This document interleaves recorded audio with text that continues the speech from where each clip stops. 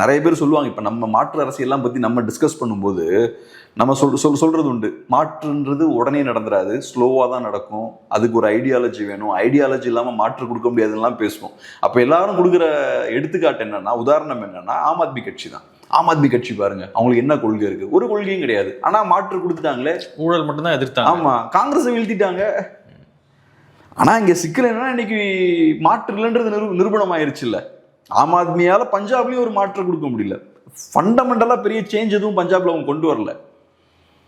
அந்த இடத்துல வந்து உட்கார்ந்து ஒன்றும் பண்ண முடியல. இன்னைக்கும் கடன் சுமை பெருசா தான் இருக்கு. ஒரு சோசியல் சேஞ்ச் அங்க கொண்டு வர முடியல. இப்ப டிராவிடியன் பார்ட்டி இங்க பவருக்கு வரும்போது திமுக, இங்க ஒரு சோசியல் சேஞ்ச் நடக்குது இல்ல, அந்த சமூக மாற்றமும் சேர்ந்து நடக்குது இல்ல, அது அங்க நடக்கல. இப்ப நம்ம மாற்று பேசுறதும் அதுதான்.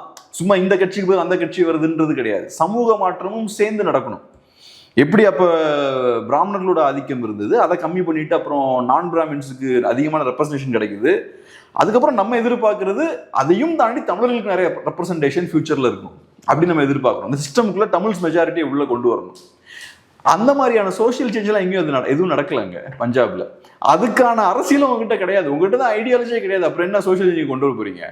இப்போ வண்டியில் ஏறி உட்கார்ந்தாச்சு, இப்போ வண்டி ஓட்ட தெரில, எந்த பக்கம் போகணும், எந்த டைரக்ஷன்ல போகணும், எது பிரேக்கு ஒன்றும் தெரில, அப்படியே உட்காந்து மாட்டிக்கிட்டு இருக்காங்க. ஸோ அந்த கட்சி ரொம்ப நாள் நிற்காது என்னை பொறுத்தளவில்.